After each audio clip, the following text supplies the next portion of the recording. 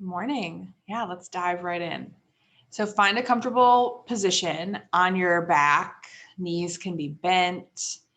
If being on your back right now is uncomfortable because you're pregnant or you have a back injury, you can be seated with your back supported against a wall, knees in a butterfly position, wherever you want to start this morning. We're going to warm up our breath. We're going to do some quick box breathing. Diaphragmatic breathing in and out through the nose to a count. I'm going to count you. We're going to do 2 quick rounds, just 2 quick rounds of 3 counts, and then 2 quick rounds of a 5 count. So what this means is you're going to be inhaling for 3 seconds, holding your breath for 3 seconds, exhaling for 3, and then holding for 3. So we're going to kind of make, hence, box breathing. Okay. And then we're going to do that twice, and then we're going to up it to 5 seconds. Imaginary piece of Scotch tape over your lips. So we're doing some nasal only diaphragmatic breathing. We're going to get this in now because spring allergies are here in Atlanta. As you can hear in my voice, and I keep clearing my throat. All right. So comfortable seat, hand or position, one hand on your chest, maybe one hand or both hands on your belly. Give yourself a little feedback. Make sure you're breathing everything low. Let's go ahead and inhale for 1, 2, 3. Hold it for 1, 2, 3. Exhale for 1, 2, 3, and hold it for 1, 2, 3. Go ahead, inhale for 1, 2, 3. Hold it for 1, 2, 3. Exhale for 1, 2, 3, and hold for 1, 2, 3. We're going to jump right back into 5.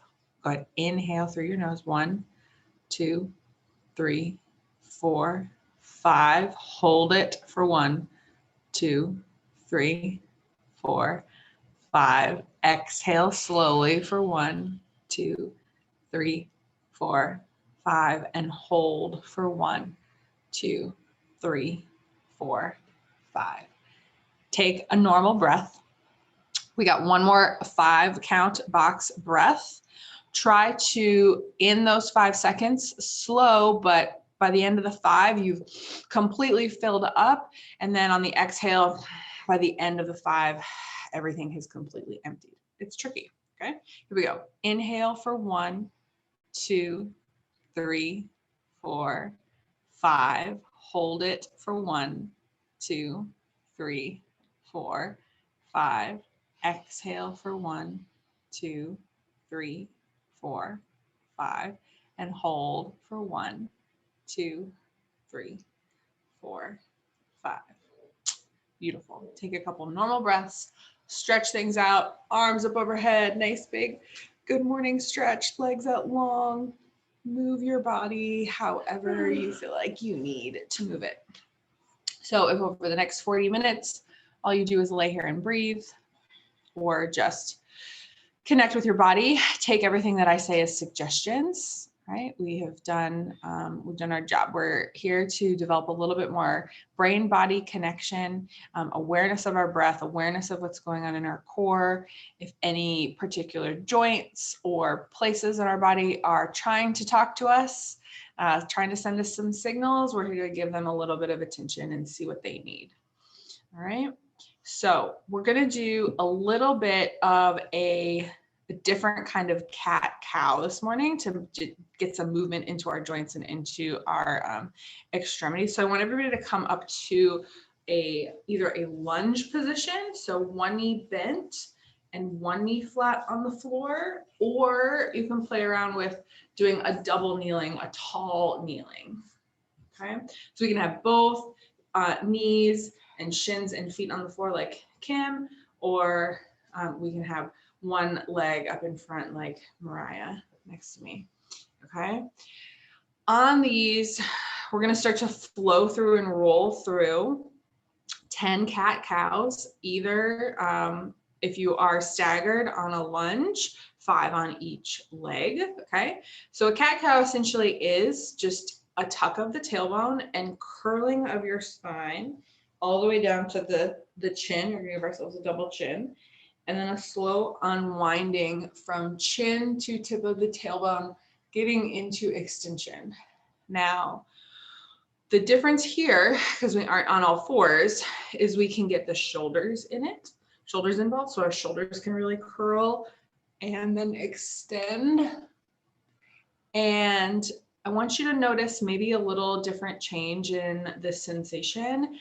If you press, try to press the tops of your feet or foot gently into the ground as you, to give yourself an anchor as you go through this cat-cow. I really notice it if you are pressing down with the tops of your feet and your shins and you go into, what is this, cat? Cow, I don't know, extension. If we're looking up, that press helps you stretch open the front a little bit more. Do you feel that?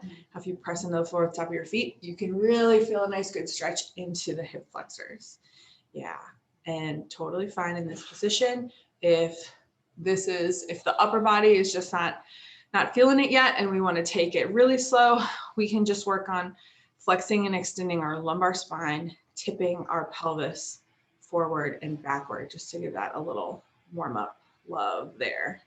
Yeah, just exploring a little bit new movement, see what it feels like when we press the tops of the feet into the ground. That's the intention here. Beautiful.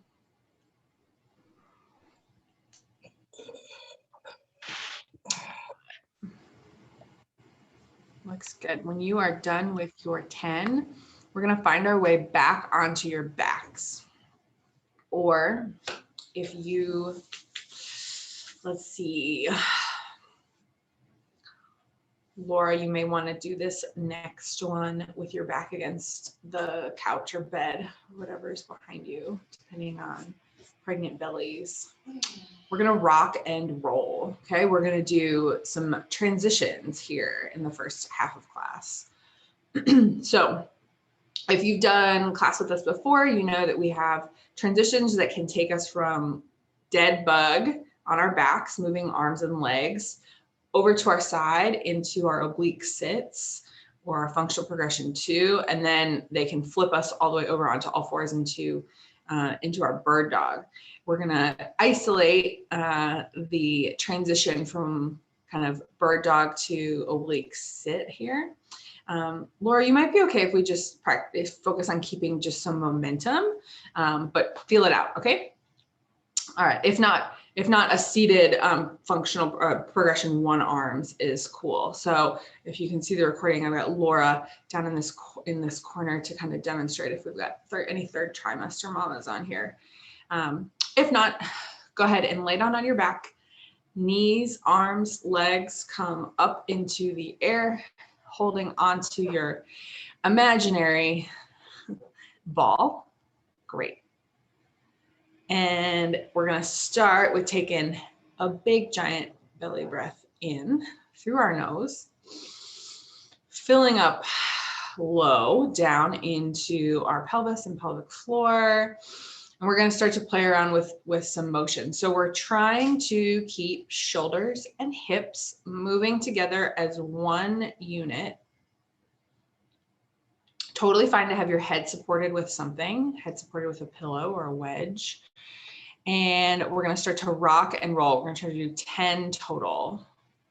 And so if you are just practicing arms because being on your back and rolling side to side is not happening for you today or is unsafe or uncomfortable, feel free to give me 20, 10 on each side, 10 arm lifts. Yeah. So we're moving. So moving shoulders and hips together. This is your rotisserie chicken. Yep. And start with small movements side to side, slow and controlled. Your eyes and your chin can help direct this movement. So if we initiate it, if you're like, wait, I don't know how to get moving, I can't use my arms and my legs. That's the point. We're using our breath and our core. So look where you want to go first with your eyeballs, and then look with your chin. your head can twist outside of your shoulders and hips, okay? But shoulders and hips stay glued together. Like you've got this rod going from the crown of your head to the tip of your tailbone. And now you're spinning around it like a rotisserie chicken. Yeah. So start to feel how this warms up the core. And what did I say? 5 on each side. You can do more. See if you can get to a point after we warm up those 5 on each side where you're rolling controllably all the way over to the side, and your hip, the side of your hip and the back of your tricep should hit the floor at the same time. And when I say hit the floor, I just mean make it to the floor and kiss the floor, because we're going slow and controlled. Looks great, Anna. Trying not to twist or break the core. This, I can tell this is tough for Kim this morning. She trashed her core last night doing a million handstand walks. The CrossFit Open is back. If anybody has ever done any CrossFit stuff, I don't know if anybody has on here. They do kind of like a competition every year. How are you doing, Maria? This is tough. Yeah. So yeah, yes, lots of grunting and groaning going on behind me. Yeah, that looks good, Anna. Beautiful. Yeah, we're trying to keep neutral spine. There you go, Laura. Good. So why do we practice these transitions? Because at times, especially when we're trying to work on posture, if we've got anything going on with our spine or our low back, getting up off the floor or getting up off of a recumbent position by doing a crunch may not be the safest thing for us to do. It may not be the most effective thing for us to do. We might not be able to do it for whatever reason. So training your body, learning how to get up off of the floor or the bed without crunching your spine, keeping it in neutral is super beneficial. Okay. All right. Hug your knees into your chest for me. Give yourself a nice big hug. Rock and roll your low back side to side or a little up and down. Give it a little love, a little massage. Good. Again, what does your body need? Let's try to get our breath a little bit deeper down low. So grab, if you're seated, you can still grab knees or shins or ankles, put your feet flat on the ground. So essentially get into like a super deep yogi squat, supported, beautiful. If you want to do this on your back, grab knees, shins, ankles, toes. Probably can't get down to the toes just yet. Keep a neutral spine on the ground. So grab wherever you can, but I don't want your head to really pop up off the ground any more than it already was. Yeah, good. Okay, we're gonna take 5 big, deep, nasal, diaphragmatic breaths. Breathing in through your nose, sending it down low. Trying to feel now with our legs in this position, hopefully we can feel this breath go lower, down all the way into our pelvic floor. Mariah, keep your knees or legs uncrossed. Yeah, knees wide. Knees wide, knees getting pulled towards our shoulders.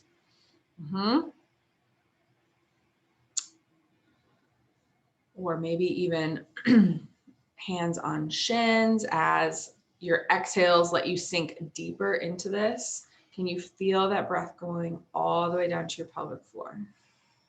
Diaphragm, muscle underneath our ribs, pelvic floor at the bottom. They work in tandem. They work like pistons. When we strengthen the diaphragm and allow it to go deeper, we are also strengthening the layer of our pelvic floor that tends to get weak, get stretched out, get tired, get overworked. The stronger these two units become, the stronger the muscles in the front and the muscles in the back can be of our core. All right. Awesome. All right, we're gonna come into a reverse tabletop. Something new. I'm throwing lots of new stuff at you guys the last couple weeks. So feet are gonna come on the floor. Laura, you should be able to do this one. Feet on the floor, hands behind you. Hands on the floor behind you. Feet on the floor. Yeah, so you're gonna come up into a reverse tabletop. Arms are straight. Sorry. Let me get my words right. Arms are straight. So you're sitting up and you're supported. Sitting up and supported. Butt is on the ground. Knees are bent. Feet are flat on the ground. Beautiful. In this position, let's see if you can point your fingertips towards your butt. So turn your wrists, turn your hands. There you go, Anna. So this may in and of itself feel like, ooh, that's a good stretch for my wrists, my forearms, my neck, my shoulders, just sitting here like so, okay? If this is already too much, it may be for the wrists and for the shoulders, or if we feel like shoulders have to be way up here in our necks, you can turn your hands a little bit out and find a position, turn them clockwise, counterclockwise. Clockwise on the right, counterclockwise on the left. So your fingertips are pointing out away from you. That may take some of the pressure off of your wrists. Yes? Okay, good. But ideally we want to, the more we practice this, we want to get to a point where our fingertips are pointing straight in towards our booty. Okay. So from here, press into your heels and lift your hips up. Take a big breath in first. See if we can lift our hips up and look up. So, and then slowly lower everything down. Slow and controlled down to the ground, okay? So we're just gonna kind of repeat this maybe 4 or 5 more times. Channel that inner kind of cat-cow. We're just trying to bring some now flexion and extension and extend those hips open. Yeah, squeezing the booty at the top. How do we feel? Yeah. A little bit different sensation for the shoulders. Everybody looks good.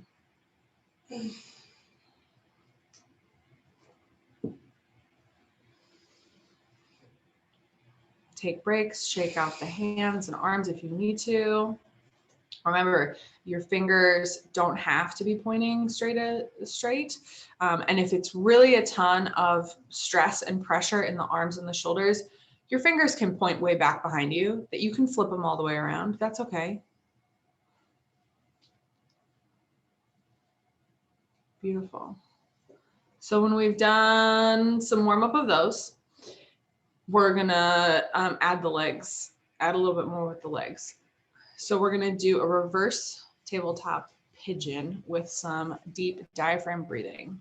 So you're gonna start by going up just into your reverse tabletop. Don't cross the leg over just yet, okay? So they're gonna push up. When we're up in this position, then I want you to take the right ankle and cross it over the left thigh, and then slowly lower your booty back down to the ground. See if you can maintain, oh yeah. See if you can maintain this position without having your ears become part of your shoulders. So as you lower down, if you notice everything gets scrunched, you can tip that leg over to the side to open up some more space. So if I get my lefts and my rights straight here. What did I tell you guys to do? Right leg. So I've got my right leg crossed and they lower, and I can't get there. Everything gets scrunched. You can tip your legs over to the left. So you can still get that stretch. I know I'm off camera. But yeah, I feel like I can have more space in my upper body. Does that make sense? When I go back to middle, ooh, everything gets super scrunched. If I've got my left leg crossed over and I drop it down, see this one I can get there, I have more space. I can tip it over to the right to make more room. So you can play around with this. No right or wrong way. If you haven't switched legs yet, go ahead and switch the legs. Do a couple of these. on the other side.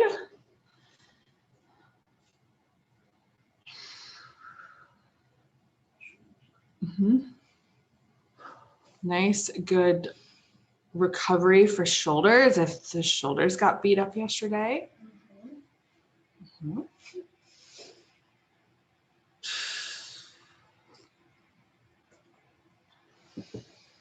Again, feel free to play around with where your fingers are pointing. We want to try to be stretching the back of our butt. Similar sensation you would get in any kind of a pigeon position, but also incorporating this opening and stretch of the shoulders. Beautiful. Okay.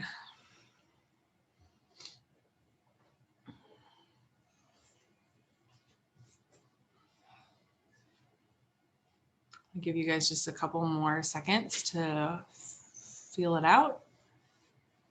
Do one side. I have one side that's definitely harder than the other. We're going to come back to a comfortable seat. We're going to make our way back into our transition. So whatever you were doing for your rotisserie chicken, I'm going to come back to that and see if that has changed in sensation at all or difficulty. Now that we've gotten shoulders and hips a little bit looser, we can work on bracing the core, keeping it as one unit and moving it side to side. See if you can make it all the way over onto your side so that your tricep and the side of your leg are hitting. Beautiful. And then we're pushing off evenly.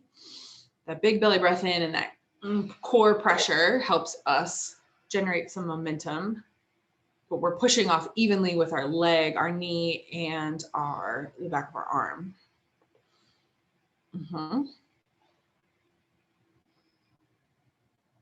Good. So our brain and our body have this very interesting relationship with stability, with strength and mobility. Our brain won't give us the ability to move our arms and our legs if it doesn't have a stable anchor, but we can't strengthen the core or develop stability until we have the right mobility to move into certain positions. So it's kind of this catch-22. We have to work on both. We have to work on everything all at once. And remember, we are just reminding our brains that we can move like this because I've got an example down at the bottom. We all have come pre-programmed with these patterns in our brains. We expressed them when we were little babies, when they learned how to move. Awesome. All right. Another one of my favorite transitions. We're going to flip over. When you guys are ready, shake it out, do what you need to do, take a sip of water, find up, make your way to all fours, find your way into all fours. And now you may want or need some pillows for underneath your butt. Okay. Just put them off to the side for now. I'm not going to need them just yet, but make your way to all fours. And if you want to, once you get there, maybe let's do a couple traditional cat-cows, cat-camels, thinking about pressing the shins and the top of the feet into the ground as you move through this to give you a little bit more grounding, a little bit more pressure, so you can float and move your spine. Good. A couple of those.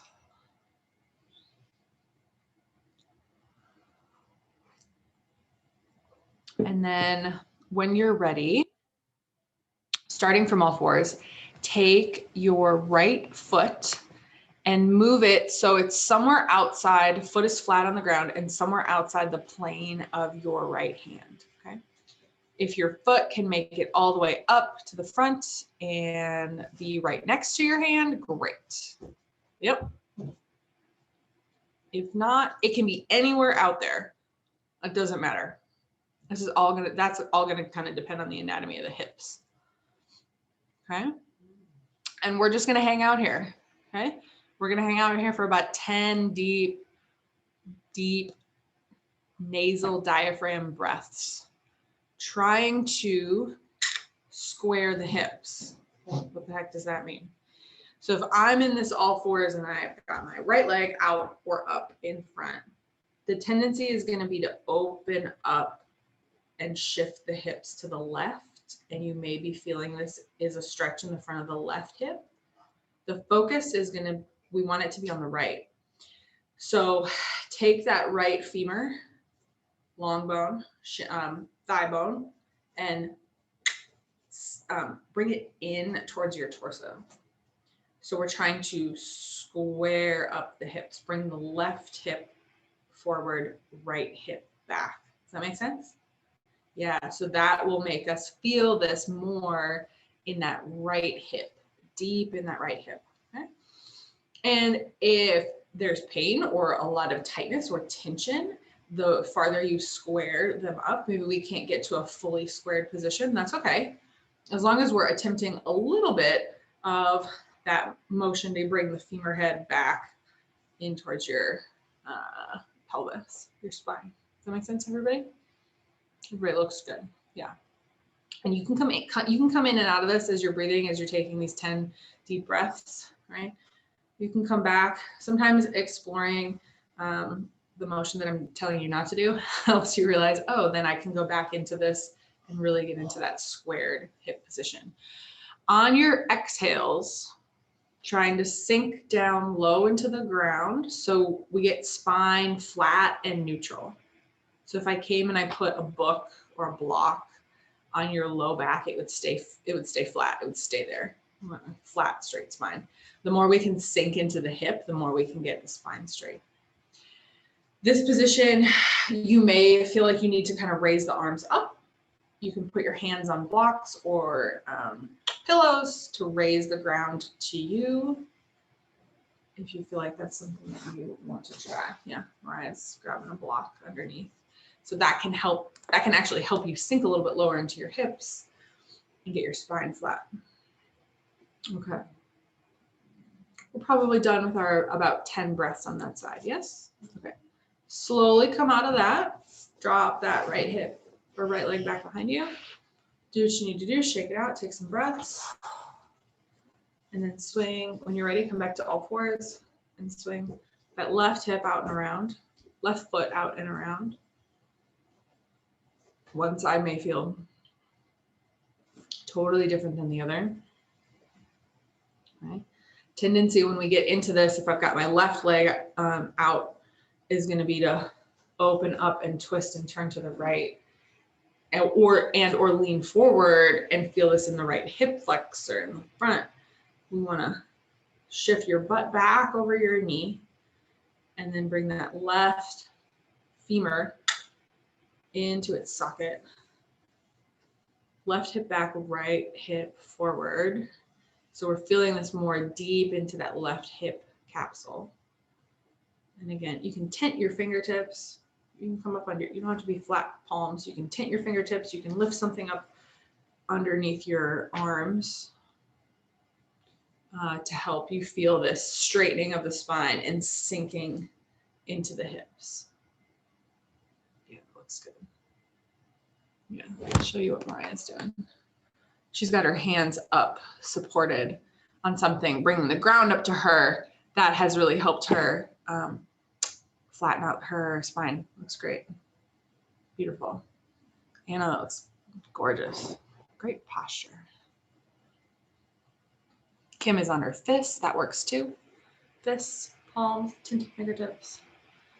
About 10 breaths here. Feel free to take a break or come out of that squared position. I feel like you need to come into that unsquared. Yeah. And then shake everything out. After your 10 breaths, and then feel free to move around and shake things out. How are we feeling so far? Good? Mm-hmm. Right.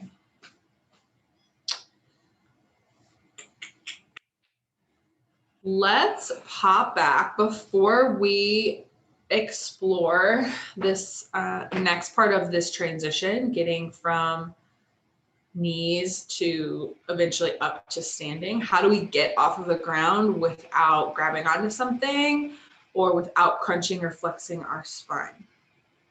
That's where we're headed with this transition. Okay. Before we do that, let's head back to our reverse tabletop. So sitting on your butt, arms straight behind you, wherever your fingers, hands need to be pointed, wherever that feels comfortable. If we have great healthy shoulders, we should be able to point our fingertips towards our butt, but at the same time, keep our shoulders down away from our ears. Maybe about 5 of these. Let's just go up into that full hip extension. Mm-hmm. Yeah, reverse tabletop. So it starts on the ground with a big belly breath in, and then we squeeze our butt and lift the front of our hip bones straight up to the sky, trying to look with it. If we look where we're trying to move, that always helps our brain and our body know what to do. Good. And a booty squeeze at the top, but making sure shoulders are down away from the ears. Good. About 5 of those. You guys look better. And then maybe just 1 or 2 on each side of that reverse pigeon, tabletop pigeon. So from the top of the tabletop, cross your knee, ankle over your knee, and then slowly lower to the ground. See if you can keep that space between the shoulders and between the ears. Space between the shoulders and the ears. Good. Right. Beautiful. Flip it back over onto all 4s when you are done.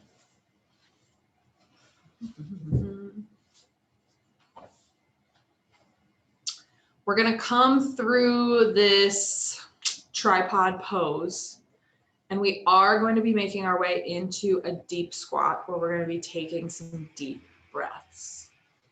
When we are in a deep squat, we want to feel 2 things relaxed. The front creases of our hips.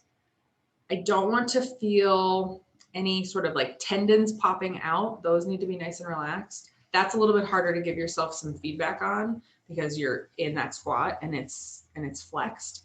Where we can notice a big difference is in the front of the ankles. So wherever you are right now, kind of touch the front of your ankle joint. And if you tense up the foot or tighten up the foot, tighten up the shin, there's this big tendon right in the front. You guys find it? If you flex your foot, yeah, tibialis anterior. Yep. So when that muscle is super tight, our hip flexors are going to be super tight. And in order to gain access to this diaphragm, piston, core stability, pelvic floor stability work, we need to be able to do that diaphragm breathing with this tibialis anterior tendon relaxed. And then that will help us relax our pelvic or our hip flexor tendons. Does that make sense? So the feedback that you're looking for here in this deep squat is the front of my ankle tendon, is it soft, or am I squeezing my foot and is it poking out? Is it relaxed? Okay. So to help with this, this is very hard to do if you're unsupported in a super deep squat. So grab your pillows, grab your blocks, grab something to put underneath your butt.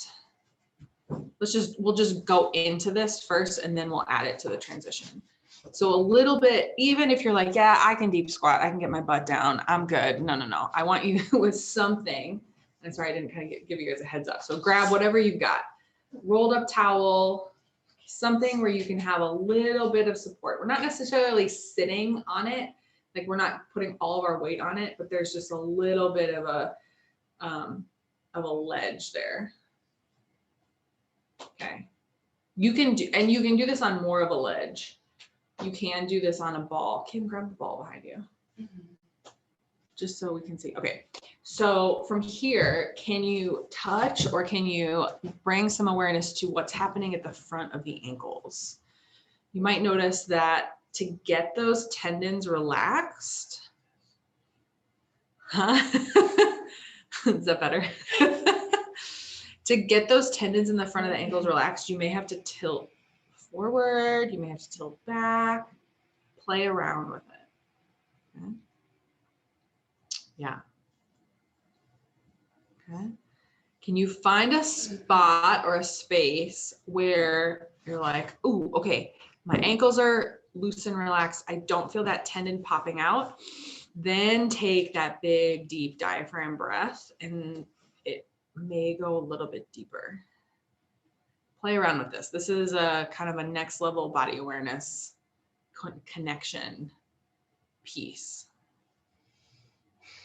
Okay.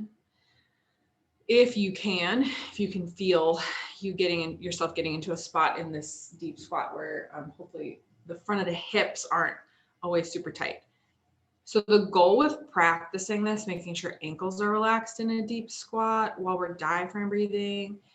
Has anybody ever gotten out of a deep squat and felt just that like, ooh, that tight, like front of the hips just immediately are like, ooh, we weren't happy with that, right? Okay. This is what we're trying to correct here. Okay. So spending some time and practicing this deep diaphragm breathing while we're deep squatting with ankle tendons relaxed, hip flexor tendons relaxed. How are we doing back there? Great.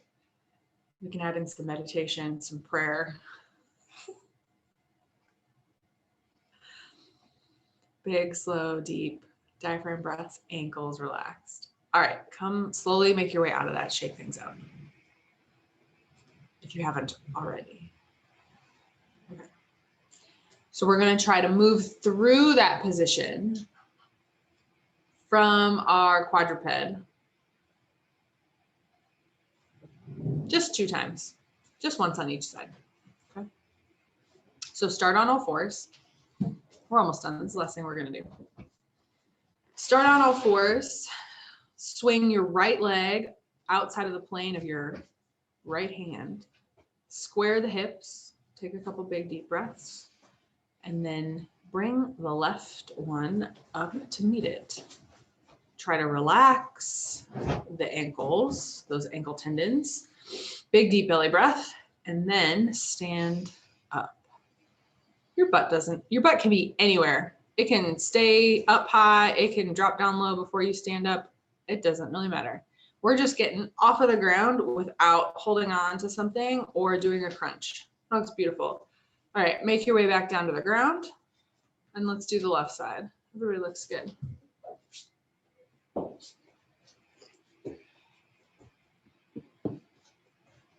So left leg comes up first, and then the right leg. And then we drop down into a squat. Just bring maybe a second of awareness to what's happening in your ankle tendons, and then stand it up.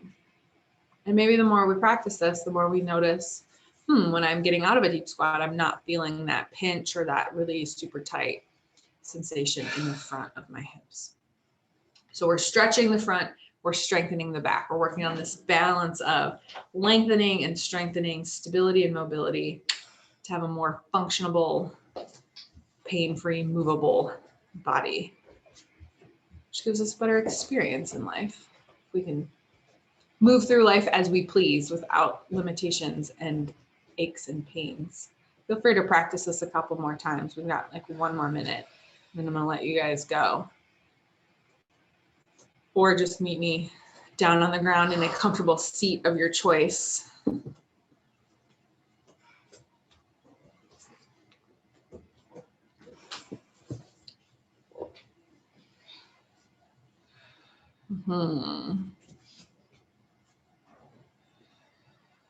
So I guess kind of like a yoga class, if you want to stay relaxed and stay in any position and do a couple more big breaths, I will let you do that. I'm gonna stop the recording.